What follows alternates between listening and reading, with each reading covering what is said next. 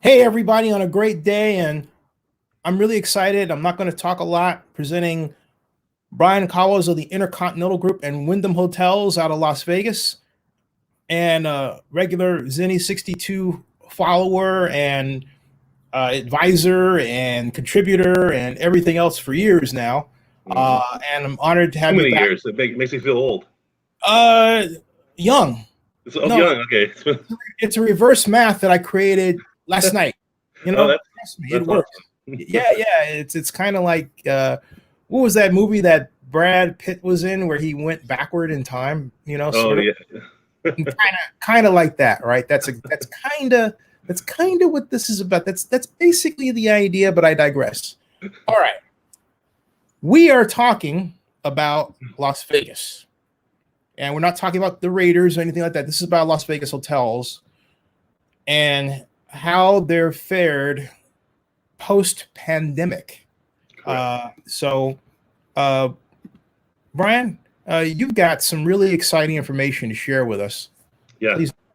So basically, just I'll preface it before sharing it, and I'm not going to bore you all with the hotel math part of it, but I'll kind of when I show you the numbers, I'll need to explain a little bit what they mean. All of the information that I'm going to share with you, it's all I'm not sharing any secret. It's all publicly available information as far as the numbers and the hotel numbers, but you probably aren't going to understand the terminology. But I'll explain it as we go through it. So you'll learn a little bit about the hotel industry today, but not enough to make you dangerous, probably. Yeah, we like danger here. We like danger here. So basically, just kind of going back here a little bit. So I know that you, Zenny, just recently published the tax revenue for the Las Vegas Raiders stadium project, and I believe that was updated through March. Am I correct? Yes, that's correct. Updated to the end of March. Yeah, because that's correct. The March numbers are actually they're just trying to roll.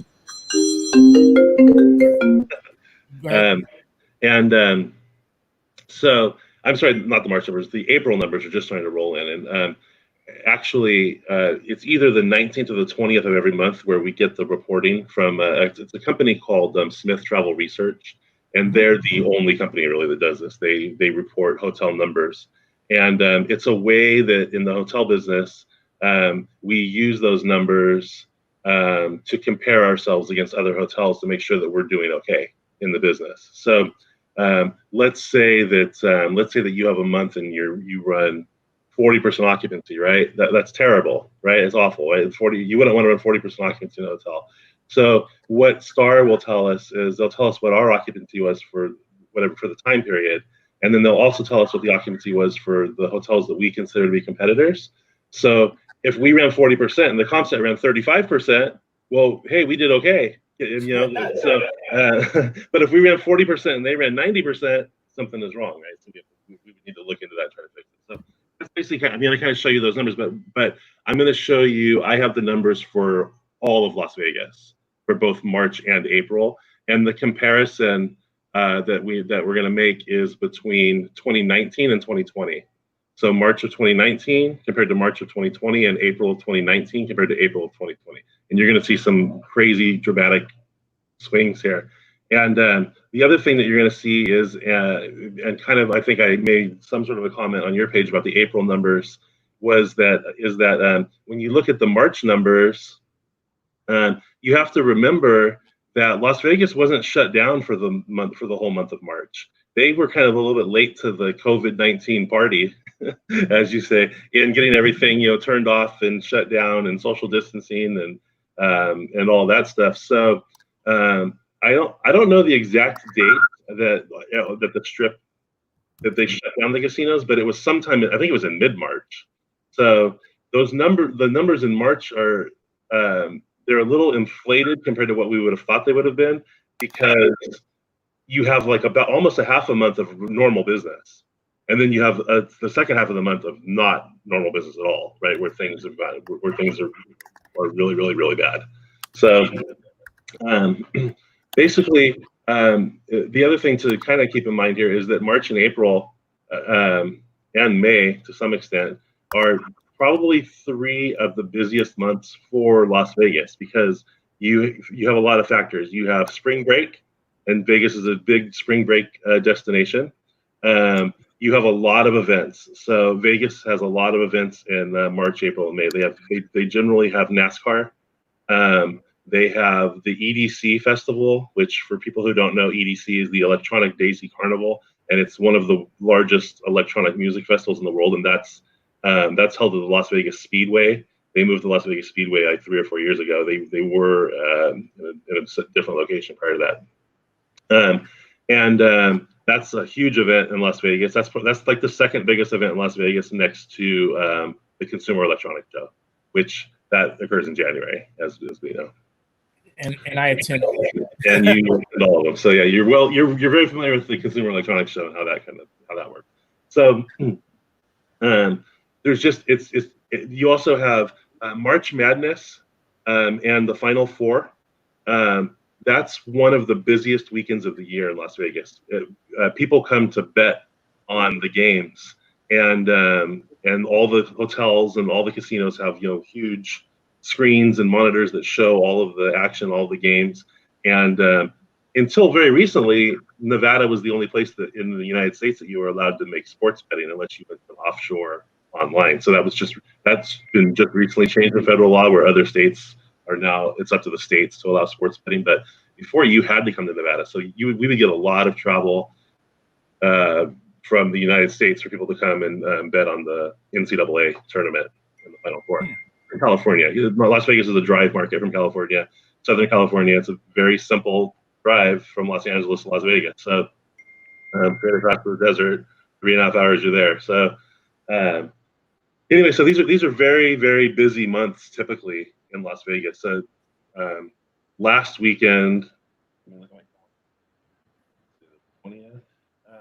last weekend would have been EDC in Las Vegas. So that would have been a Thursday, Friday, Saturday, Sunday event, drawing a couple of 100,000 attendees, and the entire city would have sold out. So, and I know from looking at the number, I don't have the numbers on my reports, but just from looking at the numbers from the most recent weekly reports that we get, I think Las Vegas over last weekend, last year, the occupancy for that particular weekend was 98.7%, and the average room rate for that weekend last year in Las Vegas was $297.50. Oh. So I'll show you how many hotel rooms are in Las Vegas in a minute, and if you multiply those numbers out, that's a lot of money.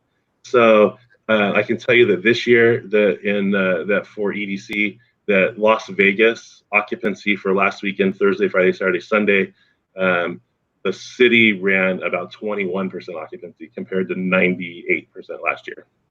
And the average hotel rate for this past weekend in Las Vegas this year was about $87 compared to almost $300 last year. So that's a gigantic.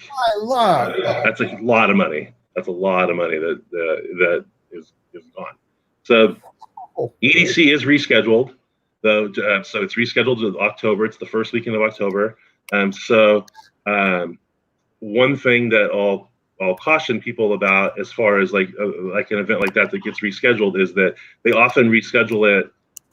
They reschedule and they put it out that it's rescheduled, and there's no time to react. So the numbers for that first weekend of October, while the occupancy numbers are going to be very high, the numbers of the average rates in the market are going to be much lower because the organizers of the event send it out, and then hotels have no time to go in and change their pricing, and people go in and they book it immediately before you have an opportunity at lower rates.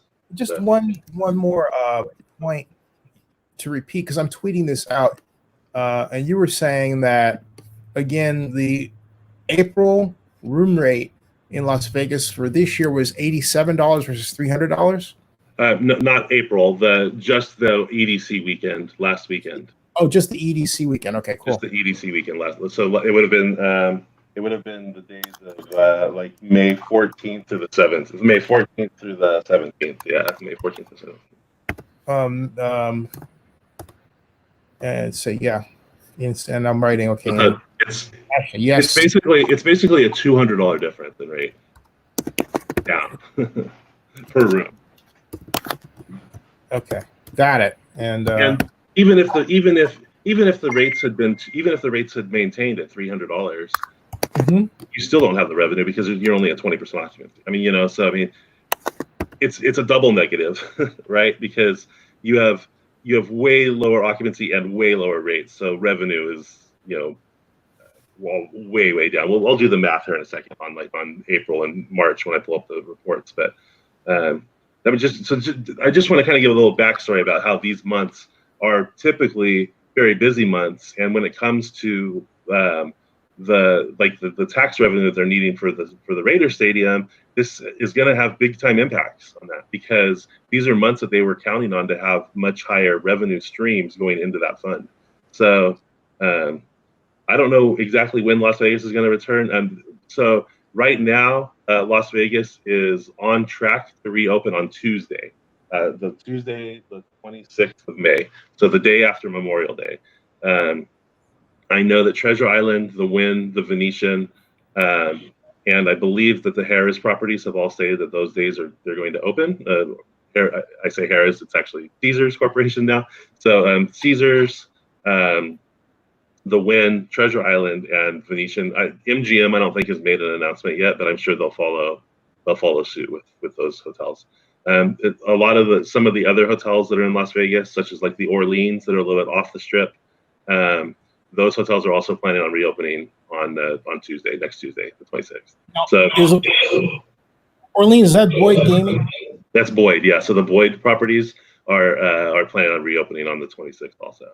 So you have the Orleans, you have Red Rock Casinos is Boyd Gaming. They have about 8 or 9 properties, I think, in Las Vegas, and none of their hotels are on the strip. They're all off strip. But are they with a larger footprint now? Because didn't they merge and I believe become much bigger? Am I mistaken? I'm not sure. I know that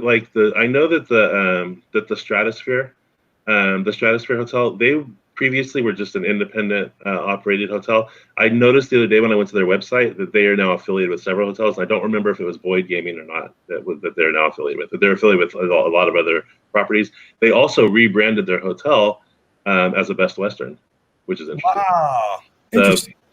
Yeah, it's probably a good thing for them because I think their business has kind of been declining. And when you are just like an independent hotel, I mean, the Stratosphere is pretty well known in Vegas, but when you rebrand or you join on to like the Best Western platform, you give yourself access to all of those members of their loyalty program. That now have an opportunity to book you through their website.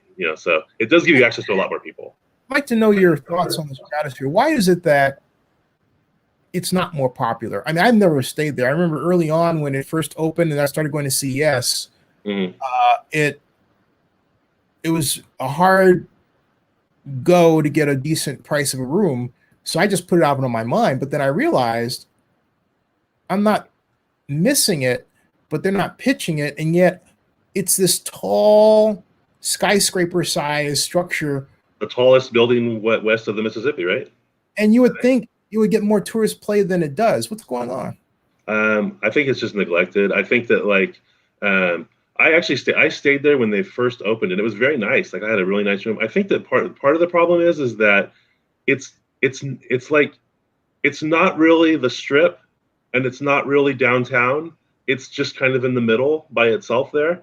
You know what I think is going to help that is the Fountainbleu Project, which I don't know if you followed that project at all, but religiously. Yeah, so that project is a very interesting follow, in Las Vegas. So they basically built the entire thing, with the exception of a lot of the infrastructure. But the building was built, and then they stopped because the original people went bankrupt, right? And they had all the furniture and they sold it they sold it out. They pieced it out and sold it. Well, that project is back on. It has a new buyer, and they're back working on it. So that's going to open. Yeah, the Drew. They were like a year off from opening, and I'm They were wondering. a year off, a year away. And I'm wondering what's going on with his finances. And I still continue to be not personally angry, but angry with the action of Carl Icahn, who thought he could basically just sort of chop it up. I thought, no, dude, that's like the fountain. You don't do that. That's what he was going to do, though. Wow. Like, he started like piecemealing. They already had like all the furniture purchased for like the rooms, so they started piecemealing that out at like auction. And like other hotel owners would go and like purchase like beds and nightstands and lamps and all that stuff because he sold it all. Because they just weren't going to open it. And it's crazy when you drive by that building because it's done. With the I mean, it's not done, but it's pretty done, right? Like that's pretty. It's hard for me to imagine abandoning a project that's that far along. It's not like they had just started working. It's not like they just scraped the dirt. I mean, the building is done. It's harder for me to imagine, and this is where I think Las Vegas economic development would fail.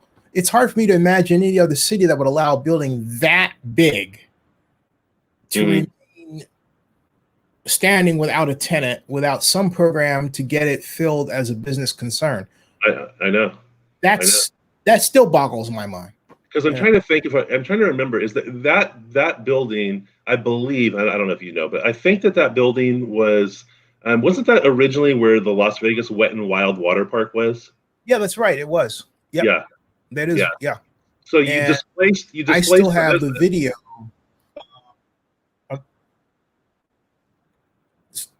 Say that one more time. I think. Oh, I'm sorry. Yeah, you kind of broke up. I didn't hear what you said. I said, say that one more time. We have I was saying that I have a video of it that goes way back to what it looked like. In fact, if I'll find it to just indulge because it's worth everyone seeing. I think what this thing was supposed to be, and what I was saying is that I was saying that that you had a viable business there in the water park, and you displaced that business for this project that then stalled out. Like, I mean, they could still be a thriving water park. If they had, you know what I mean? Like it's kind of sad, like when you think. But if they're gonna now that it supposedly is gonna be finished and reopened, it makes it more sense. But originally, I was like, are they gonna demolish this building? That's I mean, it was like I was to that point where I thought that they were gonna demolish it, and I was like, can you believe that? Like, that's so much waste. It's so much waste, and to me, it's so much opportunity, and that's why I thought it represented the biggest challenge in the world to remodel it, to rebuild it, not rebuild it, but basically get it back to be inhabitable. Yeah, here it is. I found it. This is the video, that I'm going to post here because it really, if you're all wondering why we're talking about the Fountainbleu with such loving and romantic terms, see Goldfinger. remember Goldfinger, the movie? It opens up at the Fountainbleu in Miami, and I've been to the Fountainbleu in Miami for the Super Bowl in 2009, and that place is fabulous, man. Woo! So for Las Vegas to get one, oh my lord! Here is the model version. This is what it's supposed to look like.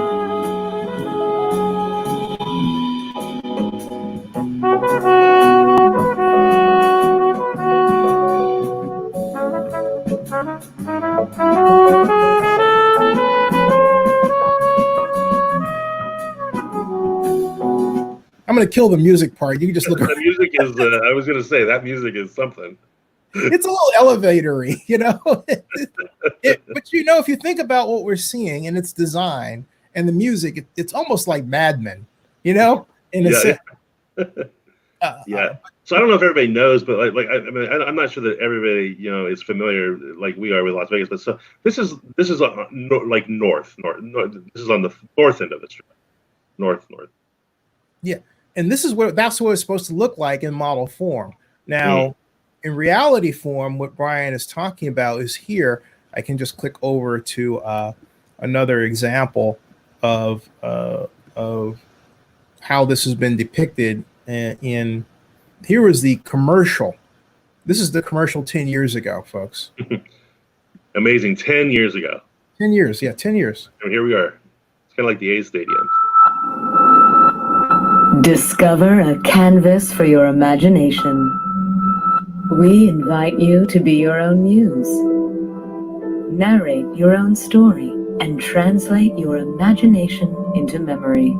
Introducing a new culture defined by and created to inspire, express, and engage. The most extraordinary experiences lie at the intersection of your world and ours. That pool. Yeah, that pool. Oh, that pool. My God. Oh. Fountainbleu, Las Vegas. I mean, Bryan, you would think that. I mean, look at that. Look at that pool. Look at that. That's amazing. Oh. More than one. There's a gigantic pool and there's smaller pools. Yes. I mean, that's like it's got cabana. You see that? Yeah. Oh, my Lord. And, you know, all right, we'll get back to the main point here. What I love about that is the how it expresses in one fell swoop. We just saw what America was and supposed to be. And if you think about it from there, where we are today, we went like this, you know, because I look at that and I'm thinking, okay, Las Vegas is building the convention center expansion. When I was at the groundbreaking for the convention center expansion, it was actually right next door to that. And I'm thinking, wait a minute, how come the state of Nevada couldn't have declared that emergency disaster economic reclamation project and just made it happen? So, you know, we're going to commit $3 billion because this is really an eyesore and we want to make it into what we can do for the city, you know, and the region, right? It still boggles my mind. It really does.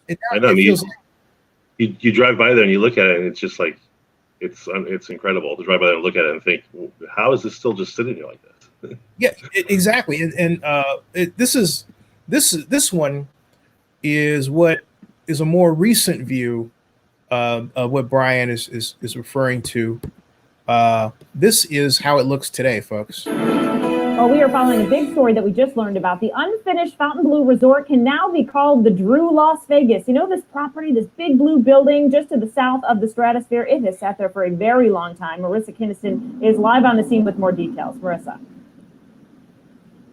Yeah, Dana, it's kind of been an eyesore. Construction essentially stopped, and it's only been 70% complete out here. So the resort has been sitting here since 2009, but it's now scheduled to open in late 2020. The hotel and casino will have 4,000 rooms and suites. There will also be convention and meeting space, as well as entertainment, nightlife, and retail options. It will be the Strip's first JW Marriott because it's all being made possible by the Marriott and by New York-based real estate firm Witkoff. Now, CEO Stephen Witkoff actually told the AP he thought it was a good time to invest in the north end of the Strip, saying, quote, "We think that growth is going to come here." And it definitely is. 2020 will be a big year for the north end of the Strip. Of course, these plans just announced, and Resorts World just about a mile away, also expecting to open around the same time. So you get the idea that, wow, I look at that and I'm thinking, my Lord, how large, you know, it's a world unto itself to say that. I mean, for the developer to say, well, we expect growth to come to that area, you can catalyze growth with that thing. You know, you don't have to wait. I think I'm going to try to get him on the show. That is ridiculous to me. That would be really interesting. To hear what he has to say about it. And so just kind of like wrapping up about the strat. So I think that if that project's completed and then Resorts World across the street is completed, that's going to maybe more connect the Stratosphere with the Strip, because it'll kind of, you know, it'll be a more flow. And I think that will probably help the Stratosphere a lot, along with their rebranding and association with the Wyndham, with Best Western. So is it? I don't know if it's within your purview to be able to say this. If not, fine. But is part of the reason why the Strat isn't more popular simply management, lack of marketing, and maybe the influx of hotels like the D, because all of a sudden I remember the D came to my attention in, if memory serves, 2012, and it was part of a redevelopment extravaganza that was spearheaded by the CEO of Zappos. He really wanted to turn around downtown, and so it quite literally, Tony Say, who I had the pleasure of meeting during the Obama inauguration, I might add, great guy. It's a great company. It's a great company. Yeah, absolutely. He saying, "Come to Las Vegas, visit me." I was like, yeah. And all of a sudden, boom. And that was 2008. So I had an offer to get on the train really early. Things happen, okay? But I digress. Point I'm making is that, wow, he took our collective heads and turned them and made us pay attention to downtown, but not the Strat, right? It's just interesting how a project like that, a magnificent building, just goes, in a sense, underutilized, in a sense, or potential. Yeah, that's what it's all management and just for lack of a better word, probably just being cheap and just not spending the marketing dollars and and the money to get it going to where it needs to be. So, what do the rates look like? You mentioned EDC overall, and you had a great chart that you're going to share with us, I believe, whenever you're ready to do so. Yeah, I'm ready. I can share it. So basically, what I'm going to show you, and let me just real quick, is everyone say hi to Ralph. Hey, Ralph, how you doing? Hey, Ralph. Ralph's doing a flyby. He didn't stop and wave. That's, I know. He waved. Hey, I think he was off. He waved off camera. Ralph. Roof. He's coming. We're having fun here, folks. Welcome to Zenny 62, talking Las Vegas hotels. Hey, Ralph, how you doing, man? How are you? How you doing?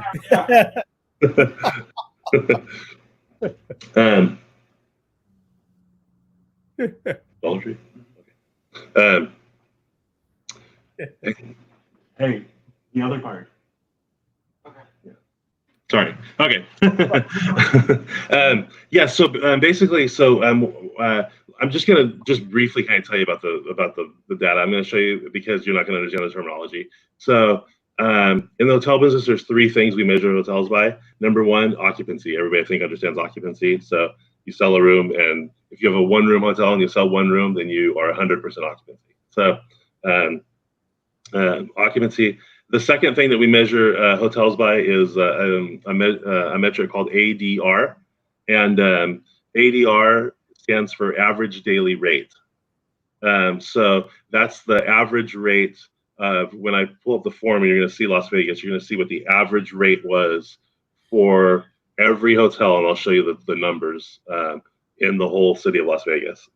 So it's a very broad spectrum, and it covers a lot of, it covers from low to upper mid-scale hotels, so but you'll see the number. And then the third metric that we measure hotels on is a number called RevPAR, and RevPAR stands for revenue per available room.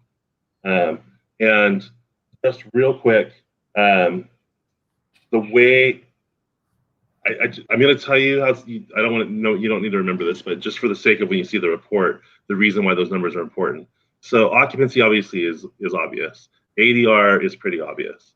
RevPAR though, RevPAR is what we tell people is that's the number that owners, that's what they take to the bank is RevPAR. Because the way that the numbers are calculated is that the average daily rate is, let's say that you have a hotel that has 100 rooms and you sell all 100 rooms and your revenue for that day is $10,000, right? Mm-hmm. Then your average rate is $100. You sold each room you sold for $100, all 100 rooms that add to the 10,000. Well, the reason why that's not a perfect metric, and I don't want to bore people with the hotel math. The reason why the reason why that's not a perfect metric is because let's say you win the ADR game, like you are the number one hotel in rate, right? Well, that sounds great, but if you're a 100-room hotel and you sell one room for $500, and your competitor is a 100-room hotel and they sell 50 rooms for $100, that's a lot better, right? But you're gonna win. Your average rate is gonna come out number one because your average rate was $500, and theirs was only I don't remember what I said now, but whatever, much lower. But their revenue was a lot higher, right? Because so RevPAR kind of it's the equalizer for how you can. If you have one hotel that's 180 rooms, and you have one hotel that's 60 rooms, RevPAR kind of is the equalizer for the revenue. So I just have a question. Oh, by the way, do you have something on in the background? I can hear when I talk. There's a delay. I don't know if there's a. No, I don't have it. No. Okay. At any rate, there is. You were saying there are, let's say, 5 hotel rooms at $100 a piece, right? Mm-hmm. Each one of those has to be serviced by housekeeping, which is an additional cost. So aren't you really, making more money if you sell one at 500 and you have one hotel room that you have to clean as opposed to 5 others? Like you one own a hotel. You should become a hotel owner. Hey, well, but I've actually done pro formas of hotels. In fact, because you're right. So a hotel is more. So if you sell less rooms at a higher rate, you're more profitable than selling more rooms at a lower rate, because you have to figure it's not. So you have to clean the room. So you have housekeeping expenses. They're watching TV. So there's electricity. They're eating your breakfast if you have a free breakfast. So there's food costs. If you have a shuttle, they're using your shuttle to go around. So there's a lot of other costs that are associated with a hotel that are more than just like living in a house, right? You have all those same expenses. And then security. Security. In the old days, you could bring somebody you met up to your room. Now you have to have somebody to check them, right? Or you have to watch out because you just may have that person that comes up to your room that happens to have stayed up there, and then maybe they happen to have about 8 different bags of semi-automatics trucked in, right? So I mean, you got to monitor all that, and I'm thinking, and you need more staff, and you need more staff, not just housekeeping, but maybe you're going to have one front desk person, but if you have more people, you need a second person because the phone is going to be ringing. When there's things that arise in the hotel, people need stuff. People are calling the front desk from their room all the time. Hey, where's the nearest pizza joint? Hey, where can I buy a soda?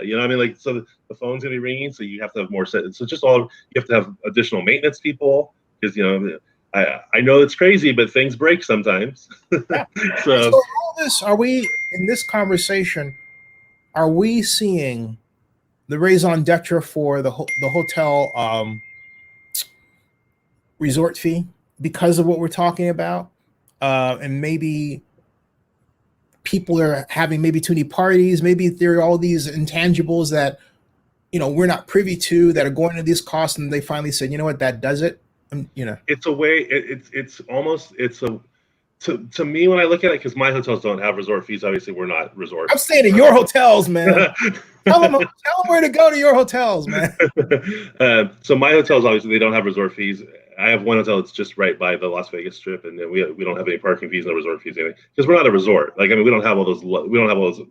We have a pool and we have a fitness center, but we don't have all the amenities that you would think of in a resort. But to me, like resort fees, it's 100% free revenue. Like for these hotels, and we were doing a calculation on it, like at one of my hotels, and now I don't remember, but we were being super conservative, we're taking the MGM, on if you take one or you take the MGM, and I believe the MGM is 5,000 rooms. At one point, they were one of the largest hotels in the world, but not anymore. But I think they were 5,000 rooms, and we were being super conservative. We're let's say, and they run very high occupancy in the MGM. Let's say they sell 1,000 rooms, and this is way wrong because they sell more than that, right? And their resort fee at that time, it was $49, right? So we were saying, let's say they sell. Well, we were let's say they're 50% occupancy, so they sell 2,500 rooms, and let's just say that for some reason only 1,000 of those people pay that resort fee. The other people are comps or whatever, and kind of to go back, they actually have started charging the resort fee to people who are in comps, which is, it's a whole nother It's crazy. But so if you think about that, right? And we're being way wrong here because we're being so conservative. That's $49,000 a day. A day. So what is that? Let me do my math here. So I'm a revenue manager, but I don't have my calculator in my head. Let's see. So 49. So 49,000 times 365. So that's 17,885,000 Wow. a year in resort fees. Wow. That doesn't include the room revenue. That's just free money on top of what they're making on the room. Whoa. $17 million. That's just one hotel. And so, and this number is so low. You know what I mean? Like, I mean, I'm being way too conservative. So it's double that probably. But you figure $30 to $35 million a year. I mean, that, you know, I mean, yeah, they have a lot more staff, but I mean, that covers your front desk and your housekeepers, right? Yeah. I mean, that's, you know. And the rest is gravy. Yeah, the rest is gravy. Yeah, the rest is gravy. And Wow. and then on top of that, they were charging for parking too, when parking before was free. So you add that on top of it, and I mean, the numbers are staggering when you think about how much money these hotels are making on resort fees. It's Wow. crazy. Hey, by the way, let's go where your hotel is located real quick. Oh, so my Las Vegas, I have two hotels in Las Vegas. I have the La Quinta Inn and Suites on Tropicana, which actually is about 2.5 blocks from the new Raider Stadium. You can. Say the name. It's the La Quinta Inn and Suites Tropicana. They're on Tropicana Boulevard. I got an idea. You know, I can put this ad we are adding, folks. I'm adding not the black space, folks. Hold on a second. I am going here and Space, the final frontier. Yeah, tell me about it in more ways than one. Sharing the screen, and here we are. Voila, allow. Okay, there he is. Yeah, so we can scroll down here and take a look at your offerings because, hey, there's the map. There's I put those prices in there, so be careful. Don't be too mean here. I'm the one that made those prices. Oh, okay. Nice. So the La Quinta Inn and Suites by Wyndham. This one. So that one, not that one. Mine is the La Quinta Inn and Suites Tropicana. I think I've stayed at that one. Hold on a second. Tropicana, Travel Lodge, La Quinta by Wyndham, Las Vegas North. Are you on Expedia? You're on Expedia, yeah. Actually, I'm on Google. Oh, you're on Google. Okay. Yeah, what it did was this map. Okay. Oh yeah. I can just type. Yeah, there we go. Perfect. Came up right there. There you go. So that top hotel is mine. Yeah, that's I've one of mine. stayed at your place. Well, tell me the next time you're going to stay there. I have stayed at your place. I stayed here for. Let me know when you want to stay there. I was there for 4 days and 3 nights. I went. 3 days and 2 nights. I went to the NAB show. The NAB. Okay. Yeah, great place. Love the breakfasts. Yeah, the breakfast is great. And I don't know, how long ago was that? Do you know when you stayed there? Yeah, the NAB show is always around April. So this was about 5 years ago. And I meant to go back, just didn't have a chance to. The NAB show, which is a National Association of Broadcasters, is a slightly different egg than CES. It's more hardcore engineering and definitely cutting edge, but something that is good if you want to really get down to the complex details of how, say, a camcorder works and what the newest advances in camcorder technology are and so on. So it's not so much geared for the consumer electronics fan or media, right? So that's when I went because they invited me while I was at CES that year. And it was a fantastic show. And I was really into covering something called digital Hollywood. In other words, how Hollywood uses the latest in digital media to make its content, So that's how I wound up there. But that's what I was doing at in Las Vegas for the AB show, and what I love about your place, again, rooms clean, comfortable, but the breakfast, I have to say, The breakfast is really good.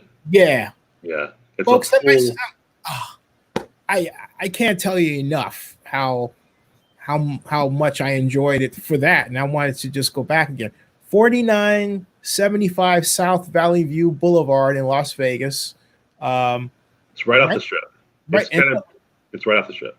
and no resort fee. Keep that in mind. No resort fee, no parking fees, and this hotel. What I was going to tell you is that this hotel was completely renovated about a year ago. So it's all brand new. And and the cool thing, that pool there that you did, that's an indoor swimming pool and spa. So it's open all year round, and it's temperature controlled. So Right here, indoors. Whoa, It's pretty cool. that's cool. And I love your office areas and how you Laquetta makes the room very comfortable for the business person. Our hotels are designed for business travel, so I love they do have the space so you can put your computer and everything on the big table desk and everything we have. So yeah. I had Laquetta in Indianapolis for the NFL Combine. Mhm. I should have made a video of that one, Bryan. Oh boy.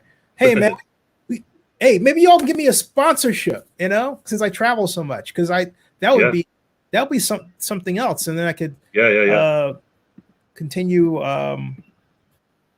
blasting out good things about Laquetta. Because if you go to Zenny62 on YouTube, we're already here. Just type Laquetta, and you'll see all the good things I've had to say about your hotels. In fact, speaking of which, I think wasn't it at a Laquetta where you were having a conversation with the front desk clerk? Yes. You were talking to him about something. I don't remember now.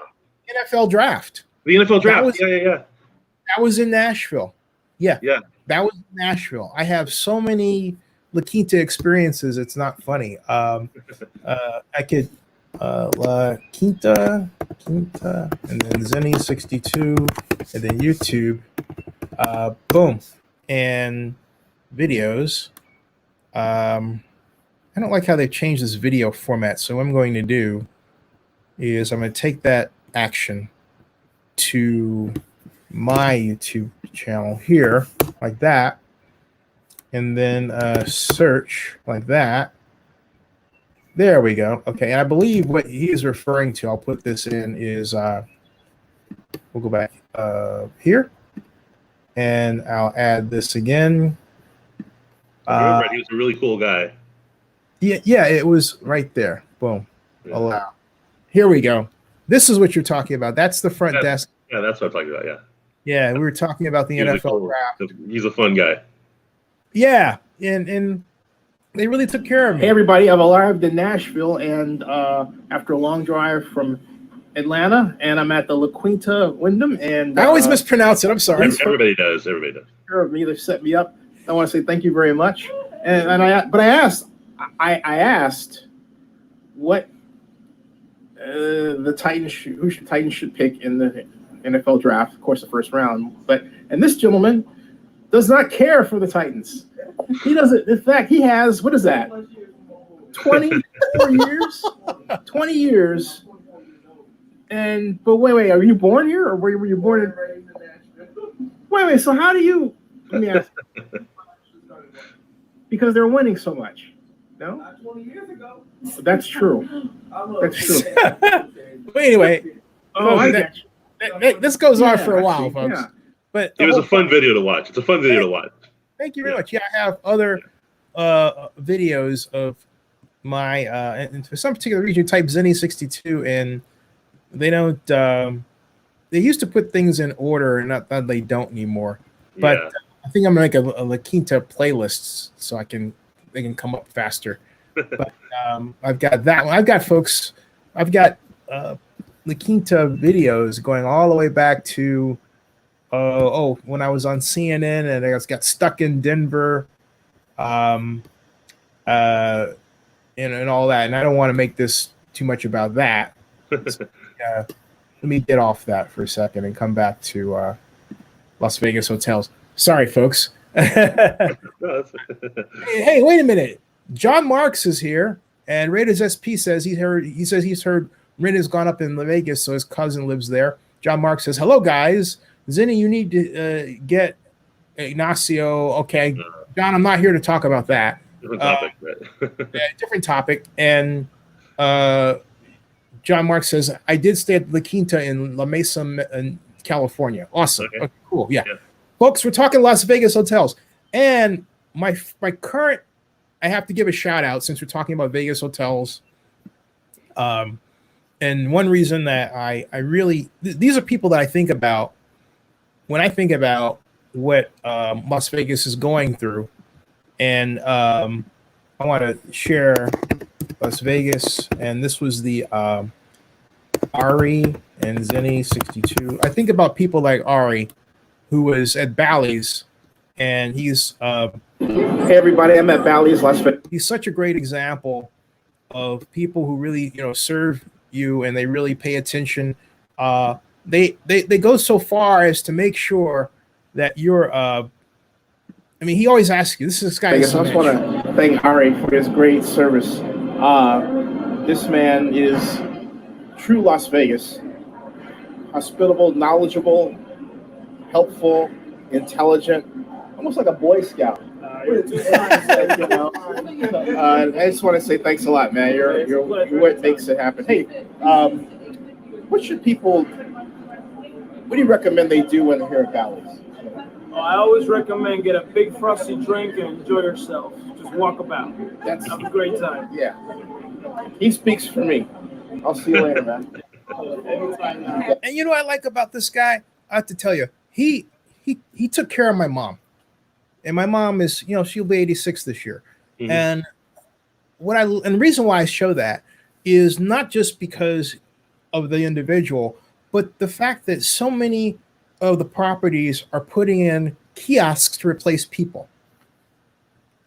And, I understand it's necessary, but there has to be some sort of meeting of the marketing minds so that people who really show what Las Vegas has really been known for, they don't go by the wayside. Because I don't think, unless maybe I missed something at CES with all the robots around, I don't know if there's a robot that can replicate that yet. Yeah. There are robots for other things, but I don't know about that. Yeah. What do you think about what I'm saying? What is that? No. Am I off track? 100%. No, 100%. The hospitality business is all about personal interaction with people, which is why that during the current COVID-19 situation, it's difficult in the hospitality business because our associates and our people are used to interacting with people, and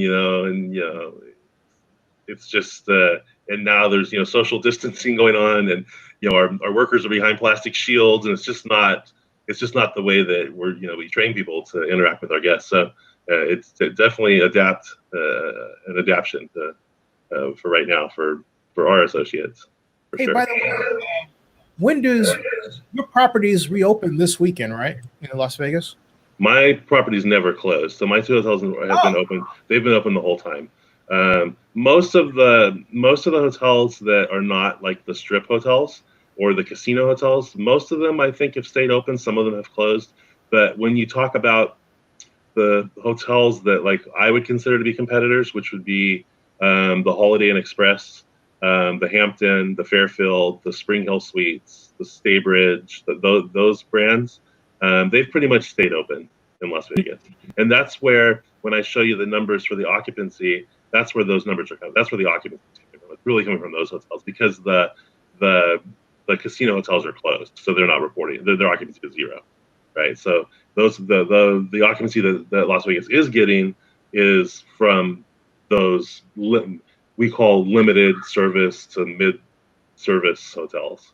So where a limited service hotel would be a hotel that, like a La Quinta, would be a limited service hotel. We have a breakfast, but we don't have a restaurant, right? But we have a breakfast, but we don't have a bar. So a full service hotel would be a hotel that has a restaurant and a bar. That you can have breakfast, lunch, and dinner, but your breakfast isn't included in the room rate, right? So you would go to the restaurant and then you would purchase your breakfast. So a limited service hotel, breakfast is gonna be included. So like Holiday Inn Express, Hampton, La Quinta. And those are limited service hotels because when you stay there, you go downstairs and you get to eat the breakfast that they're offering. If you stayed at a Holiday Inn or a Marriott, you could have breakfast, but you would have to go to the restaurant and purchase breakfast, right? So that's the difference between a limited service and a full service hotel. Hey, let's see those figures. Oh, yeah. So let me share this. Let me get my screen on here. Hey, by the way, what do you think about, as we talk, the restaurant scene in Las Vegas? How do you think that's going to change, and who's going to reopen? What's happening, as much as you're able to tell? I know that the hotel, that like the casino hotels on the Strip, that they have actually been allowed to reopen their restaurants as of Monday of this week. So I did see that the Hash Go-Go restaurant inside of the Link Hotel is reopened, and they have their hours. I love that name, Hash Go-Go. Hash Go-Go. I always do that when every time I hear that, I do that. That's a great. Oh, I don't want to get started on that place. That place is a good. That place, the portions are so huge you can't even eat a meal there. But they've reopened with limited hours, and I don't know that the other ones have reopened. But you know what I think is gonna be an interesting. What comes out of this is that I think that, or at least for a while, I'm talking a year, maybe 2 years, I think that we've seen the last of the Las Vegas buffet. Like, for now, I mean, buffets are. Think about it. I mean, there's so many touch points at a buffet, and that's the big thing right now. But I don't know that they're gone completely, but I think at least for a year, they're going to be closed. I don't see how.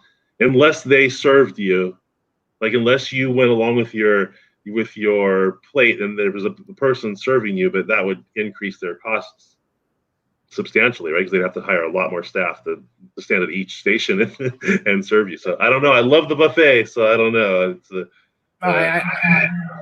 That's the one thing about Las Vegas that I love most, the buffets, and I can't say enough about just how great the food is at many of the buffets that I've visited. And like, for example, here's Circus buffet right here, which I'll add to so you can get an idea of what Bryan's talking about real quick. And excuse me, did this the wrong way. We do it that way, and then what's great? You know what's real quick before you play that. You know what's great? A lot of people kind of maybe like who the buffet, right? Kind of like you get a little don't quite hoity-toity. Yeah, the buffet. But here's the great thing, and I've heard this from people. They're like, well, how can you possibly eat all of that food? Well, you're not supposed to eat all of that food, right? I mean, like, it's the best thing about the buffet is that you get to pick what you want to eat. Exactly. You don't have to eat everything. No, and here is what something for everyone. Something for everyone. And this is say what you will about Circus. I love their buffet. Look at this, yummy. Oh, look at that, eggs, corned beef. Oh, bacon. Oh, sausage. Oh. Denny, come on! It's like almost dinner time here in California. You're killing me. Yes. Country fried steak is what that is. Oh. Or you can have. See, I was on a Mexican diet. fare. See that? Oh. Or Spanish. I love that stuff. Oh. This looks fantastic. I might have this instead. I'm so confused. See? Yeah, that's the thing. Yeah. Confused. Yeah. What should I eat? This looks great. Or look at this, folks. Oh, like this, man. Oh. Wow. You know what I really love about Las Vegas buffets. Say that again. What I really love about Las Vegas buffets is I love crab. Okay, I love to eat crab, and Las Vegas buffets. The best thing they're already cut. Yes. So you don't have to crack them. They're already open, and you just take the meat out of them, man. That's man. I think I might have that in here. Hold on a second. Let me see if I've got that fast forward to what I want. Split in half. Here I am. Let's see. What did I do here? Circus has an awesome buffet. You got to check it out. Where is everybody, though? Folks, that's for dessert. And I got the All right, look at this, folks. Whoa, look at this. Man, wow. That's for dessert. And I got the meat down there. I'm coming back that way. All right. I'm going to get the plate. Circus has an awesome buffet. You got to check it out. Where is everybody, though? That's folks, the thing you that gotta struck get down me. here. Here for CES. Get in here. There's seats. She says hi. That's what bothered me. Yeah. It was really empty. That was during the day, though. Maybe someone At said nighttime. up at nighttime, but even then, it wasn't much. Just saying. Hold on a second. She's waving. Say hey. Hey. See, so come see her. She'll take care of you, right? Come see her. She'll take care of you, right? Yeah, there you go. I'm going to get my plate now. And see, that's the thing, folks. I love, and I, particularly with video, and they're really cool about it. I love connecting with people via a video blog. People love it, especially there.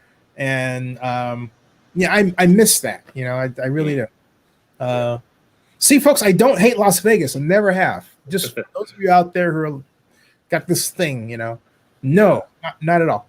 The numbers, sir. All right, here's the numbers. All right, let me check. I got it here on my screen. So, all right. So I can see what I'm seeing, but so just tell me if there's something that you're not able to see here, or if you're not following me. You can see my screen. This is tab 3, star summary, industry segment. Yes, loud and clear, and it's all in all of its glory. We see it and you.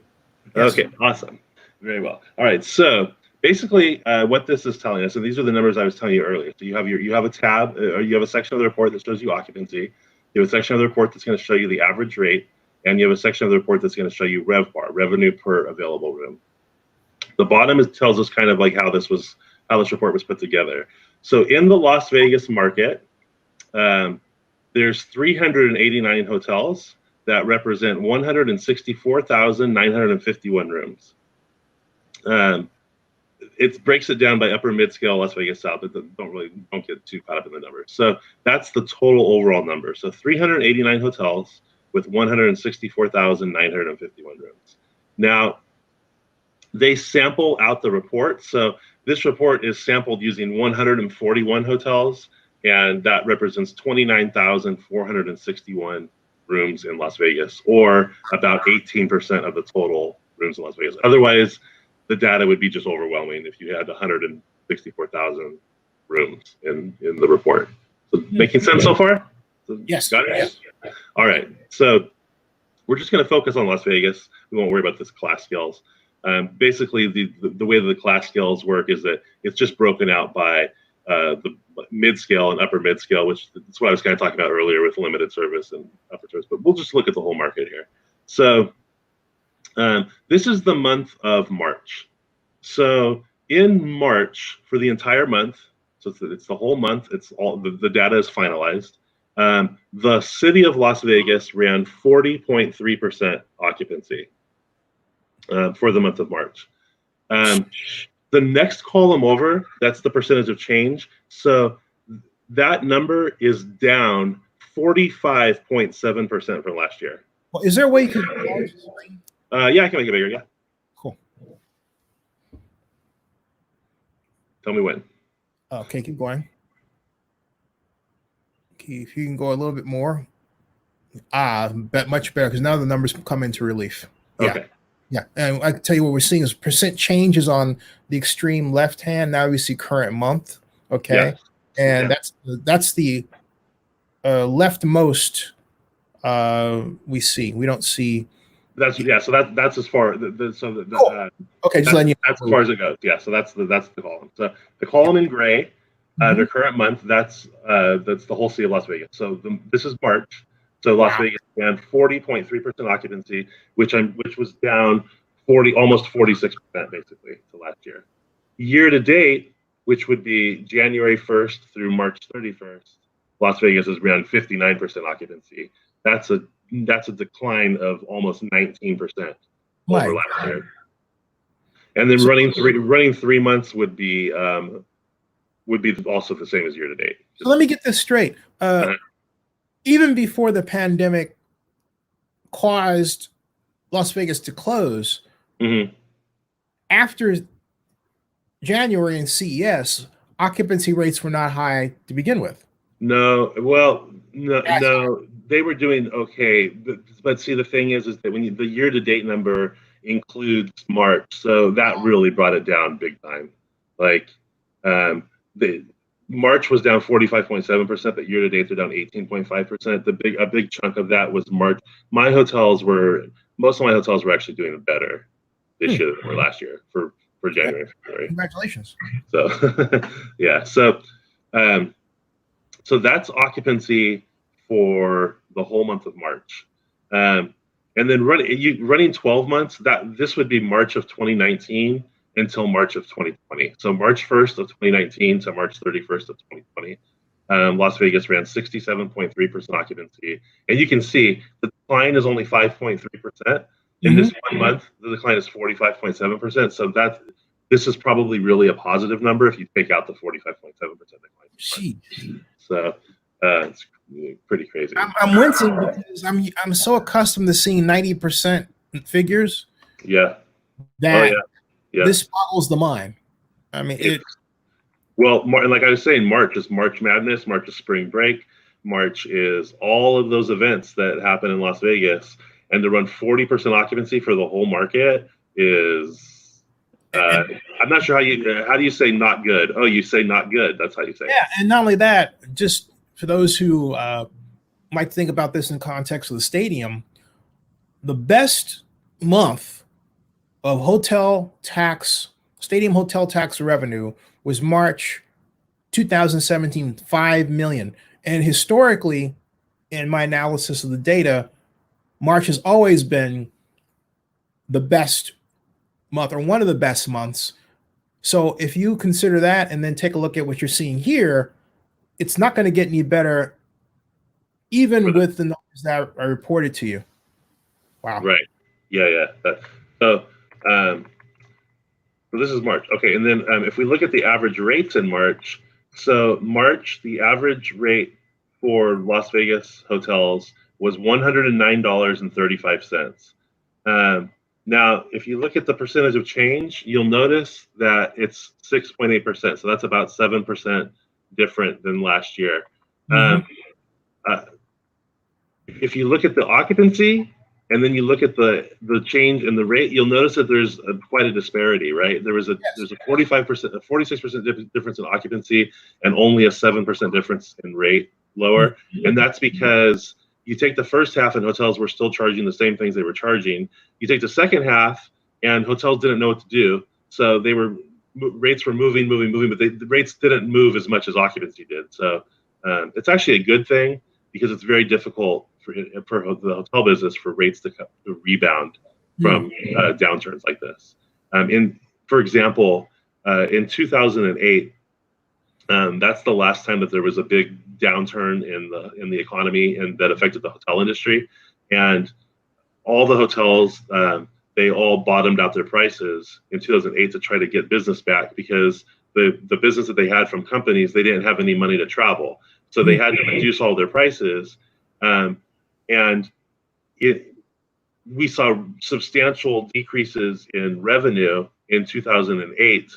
And when you go back and you look at the numbers, as an industry as a whole for the entire United States, the revenue the total amount of room revenue that was made by the hotel industry in the year of 2007, we did not get back to that number until 2013.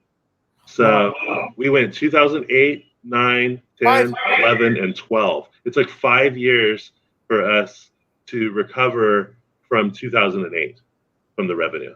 So I don't think that the situation that we're in currently is going to be as long as 2008 was, because I think that once people are more comfortable and things start kind of returning to normal, and people start going back to work, and people have money to travel, I think they'll start traveling again, and companies will start production again.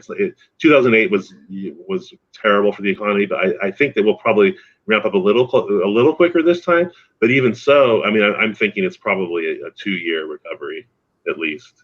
Is there a major driver here that you're looking at, like, for example, the amount of a government bailout?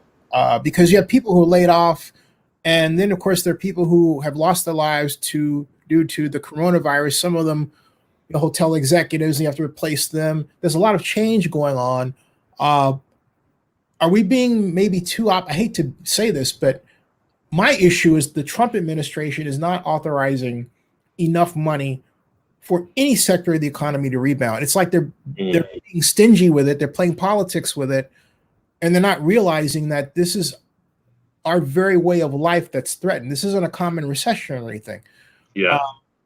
What are your forecasts based on, and how much of that forecast has to do with expectations from government on the part of the government?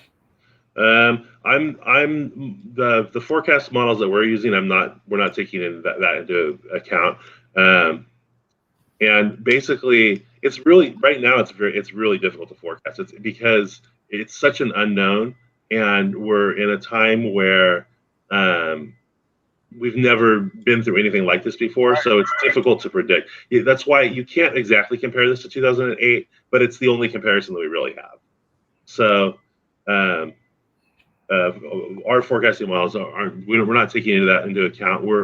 We take into account mostly what we're hearing from the companies that we do most of our business with.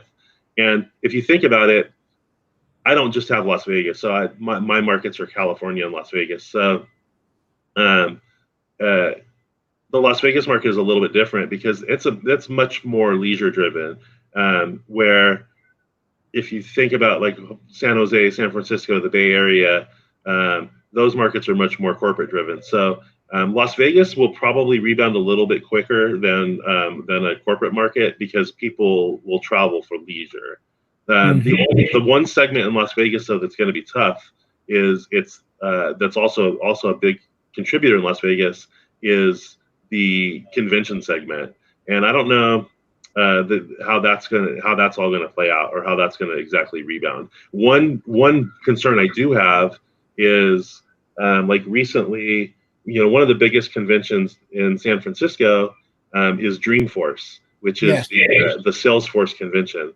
And earlier in March, they had made an announcement that that event was being pushed back a little bit, and then they just announced, I think on Monday, it might have been last week, but they just announced recently that they are now taking that event virtual this year. They're not. Yeah, I made a video about that, right? Because at all.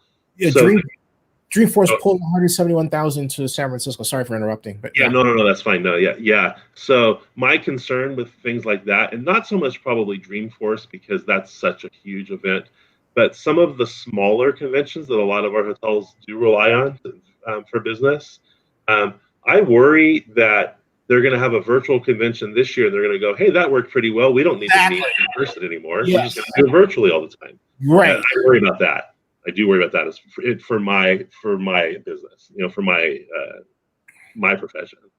So in our industry, all these technologies, StreamYard, Zoom, others have made these interactions so common that what we used to call a conference call, now they call it virtual meetings. And the NFL had a virtual owners meeting, right? Which is a conference call, but they're calling them, the simple fact that they're branding them differently gives me concern for the future of the MICE industry, the meetings, incentives, conventions, and entertainment industry that you're a part of. That gives me great pause because I don't know how. There's always a way. I don't know how you overcome that at this point, except maybe to change the entire nature of what it means to go someplace else to an event. Do you rope in these digital technology? Do you make it an entertainment play, right? Yeah. You have to be there to do their business, but it's the business of entertainment, or that's not the right term. But the whole point is you have to be there or you'll miss out. And then maybe your company says we have to be there because we have these team building events that we want you to be a part of, that sort of thing. Yeah. And like also not exactly related to my industry, but I also kind of wonder about the whole, people working from home. Now, I've worked from home for a long time, so this is nothing new for me to work from home. But a lot of people who don't normally work from home are working from home, and I also wonder how many of these companies are going to go, "Hey, this works pretty well. We don't need that office space in downtown Oakland." And look at Twitter. Look at what Twitter did. Yeah. Twitter said, we don't need this. So stay at home. Just stay home. And here, hey, you got want to continue with the numbers? I think. We'll keep.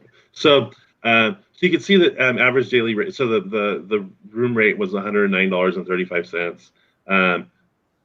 You can see that's year to date. The room rate was $126.14. So that's a big decline, almost $20, right? Just for the month of March in what the room rates were. And if you think about this, February is a pretty slow hotel month. So February is included in this year-to-date number. So if March had been a regular March, these numbers would have been much, like this 126 would have been way higher because the March numbers would have been a lot more than 109. So, and then the last number is the revenue per available room. So this is the number that the ownership takes to the bank. So on my report, I'm showing that revenue per available room for the month of March in Las Vegas was $44.11. That's a 49.4% decline over last year. This is revenue. This is 100% revenue. So what this is saying, what this is saying is that hotel revenue in Las Vegas in March was down 50% over 2019. Woo. Hotel revenue. And if you do the math on it, if you do the census on it, you can kind of almost come up with what the total hotel revenue was for Las Vegas if the sample numbers are close to being correct. What you can do is you can multiply 164,000, but it's actually not going to be right because a lot of those hotels are closed. But anyway, if you take the 29,461 rooms that's on this report, and you multiply it by $44.11, so that comes out to $1,299,524. That's not a very big number for 141 hotels. No. So that's the total amount of revenue for this report is reporting for the month of March for Las Vegas. Now, if you did extrapolate, the problem with using the 164,951 number, which is this number right here on the bottom, that's the total number of hotel rooms in Las Vegas. The problem with using this number and multiplying it is that some of those hotels aren't open. So, right. But if you did, just for example, 44, that would be $7,275,988. I'm sure that's way less than the amount. Well, I can tell you how much less it is. Let's see here. So 44.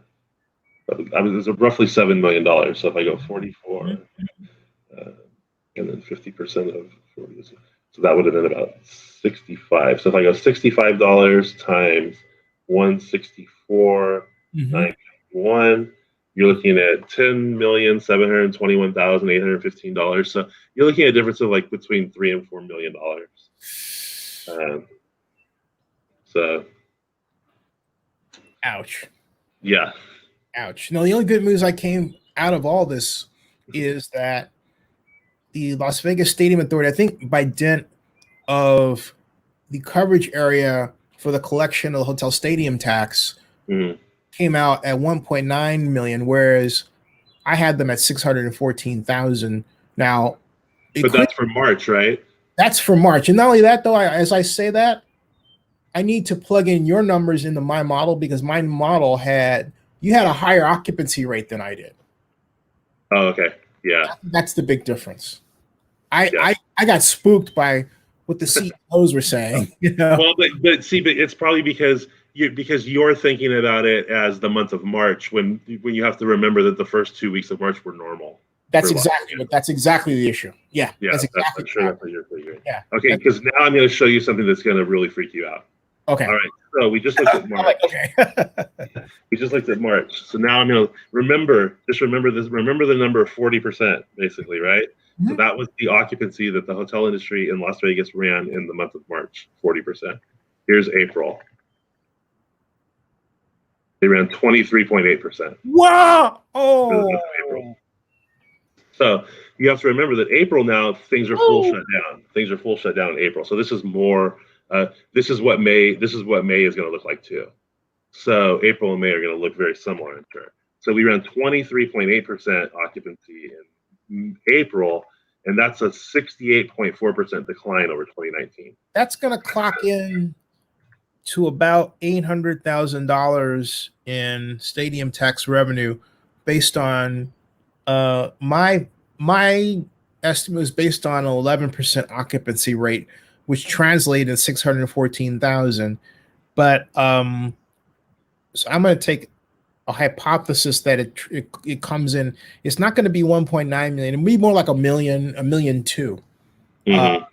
Yeah, it'll be around $1.2 million next month, if that. Actually, it's going to be more like $1 million. Let me tell you do you want to see, I mean, the occupancy rate. Okay, cool. But let's look at the next number that's going to even shock you even more. So in March, the Las Vegas hotel market ran a rate of $109.35. You're not gonna believe this when we go to April.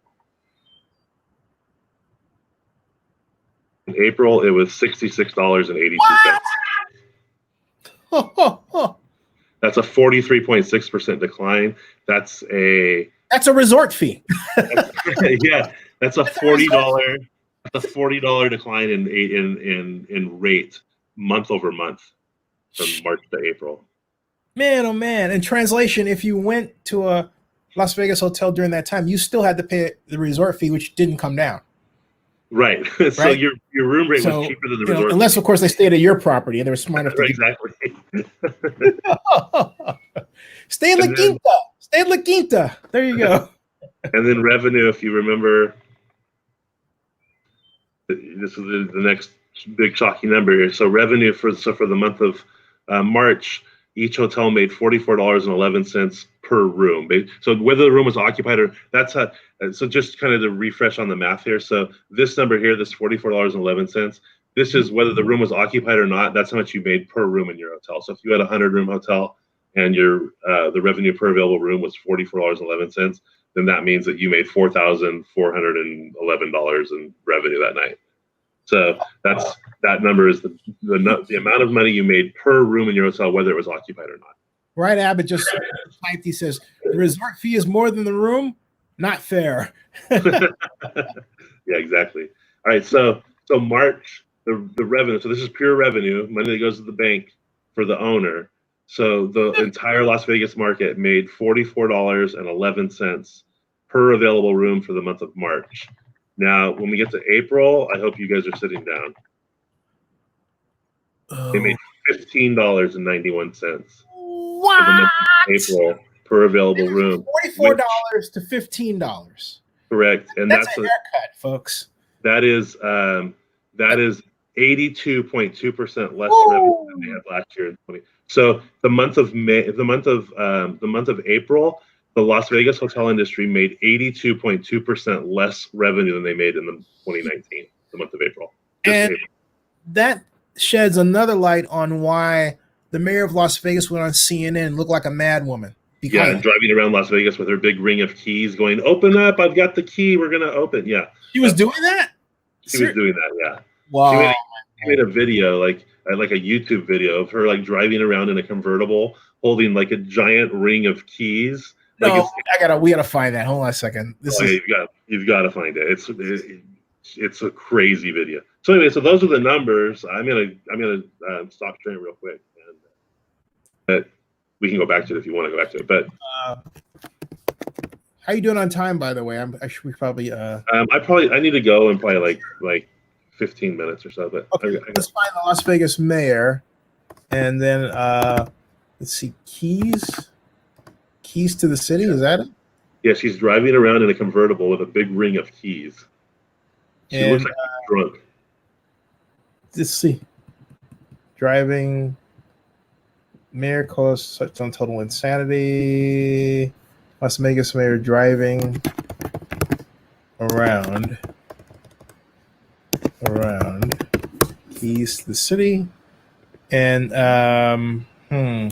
She's on. That's her on the closing bell, but it doesn't have her. Doggone it. Total insanity, and don't. Let's see here. What do we have here? Okay, folks, we are trying to find this total insanity,